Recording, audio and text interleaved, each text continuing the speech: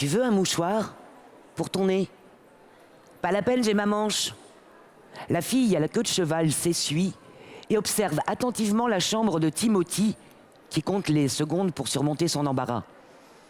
La chambre est ronde, avec des murs gris recouverts de post-it jaunes, de feuilles scribouillées, crayonnées, peinturlurées et de photos d'animaux. Aucune de personne, beaucoup d'éléphants, des fourmis et quelques baleines. Il y a aussi un grand panneau de table de multiplication qui donne le tournis, multiplié par 3. Un alphabet en langue des signes qui fait quitter un instant le lieu où l'on est, rêver de pays silencieux. Une moquette rose et rêche, un lit tout simple mais qui semble doux, et une table de chevet engloutie sous une montagne d'objets. Un bureau dont il n'y a vraiment rien à dire, une bibliothèque de livres bien rangée par taille, couleur, épaisseur, et au pied d'un grand placard en bois sans âge, mais tout ridé, une paire de chaussons à tête de dinosaure. Dans un coin arrondi de la pièce, une porte s'ouvre sur un cabinet de toilette composé d'un lavabo et d'une petite armoire à glace, discrète et élégante. 125 secondes après, selon le compte de Timothy, elle prononce son verdict. « Elle est cool, ta chambre !» Personne n'a jamais dit à Timothy quoi que ce soit le concernant de près ou de loin qui était cool. Il n'emploie d'ailleurs jamais cet adjectif très à la mode, même si l'on n'a pas besoin d'être un Albert Einstein pour dire « génial » ou « quelle idée de génie » ou d'être fleuriste pour dire qu'une fleur sent bon. Timothy n'est pas assez cool, selon lui, pour l'employer. À la place, il utilise « chouette »,« super »,« élégant ». C'était chouette comment t'es monté à l'arbre. Les filles montent pas si haut d'habitude. Elle n'a pas l'air d'apprécier le compliment. Et ta queue de cheval, elle est épatante, dit-il pour essayer de se rattraper. C'est pas une queue de cheval, banane, c'est un palmier. Chaque mot a un sens qui lui est propre.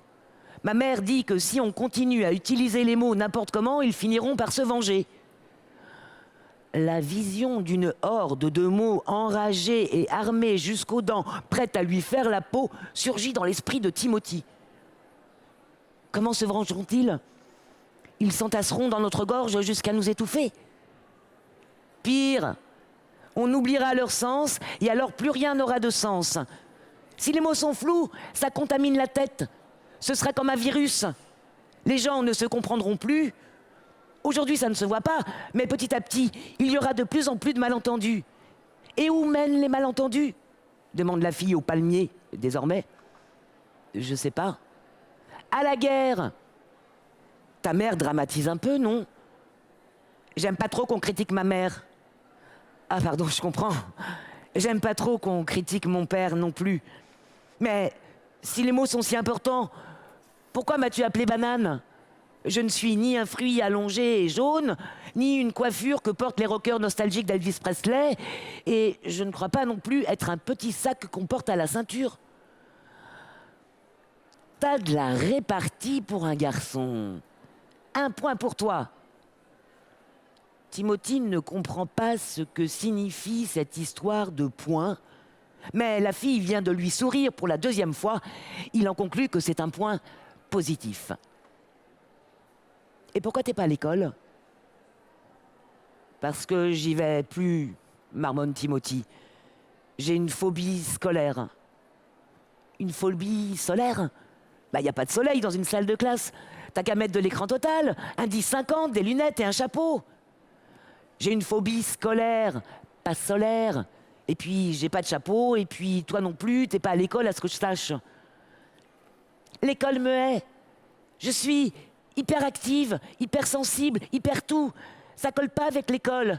Je hais les craies qui crient sur le tableau, les feuilles d'A4 perforées, les intercalaires, rester des heures et des heures assise à une table, pas avoir le droit de parler, de bouger.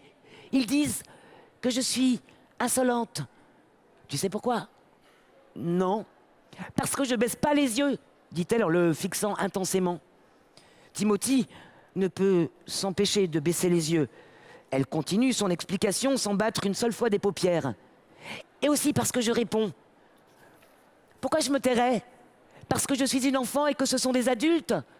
Aujourd'hui, on est 7 milliards 700 millions sur la planète, dont 2 milliards 200 millions d'enfants, presque un tiers de la population, et on nous demande de nous taire? Timothy se tait. Pourquoi tu réponds pas? C'est quoi la question? On nous oppresse, on nous traite comme une minorité. Moi, je dis qu'on est même moins qu'une minorité, on est une minorité.